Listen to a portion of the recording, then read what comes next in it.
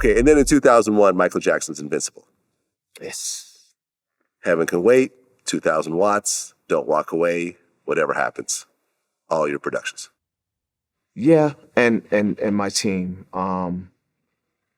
I have to say that was an amazing album, and I didn't expect to be on that album because I thought Rodney had it. Rodney's a beast, you know. When I introduced him to Michael, I knew that Michael, it was like me passing the torch because Quincy passed it to me.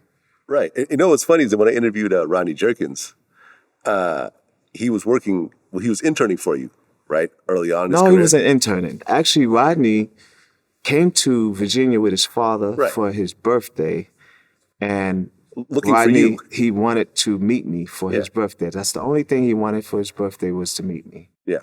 And he came down there, meeting with all my, you know, like introducing himself to all my staff, and he finally got to my cook.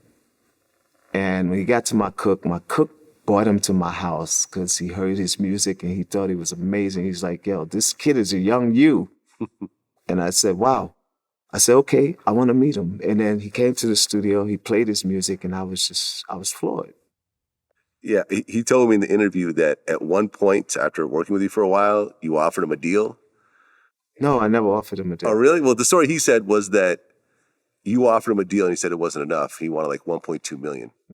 And then finally a deal came from Teddy Riley. And I don't know, my dad valued me on a different level. It wasn't that I didn't want to sign with Teddy Riley.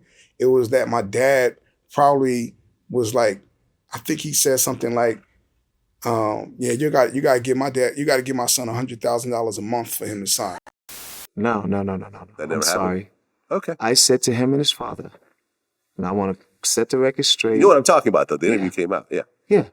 I said to him, his father, I said, I can't manage him.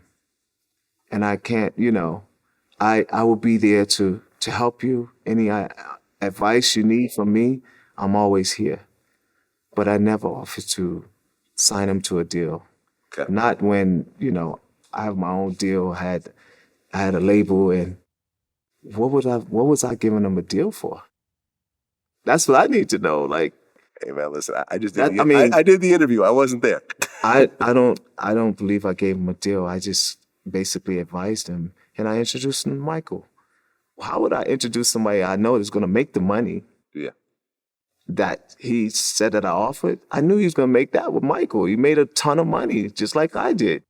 So I was just being a big brother, you know, like I always been.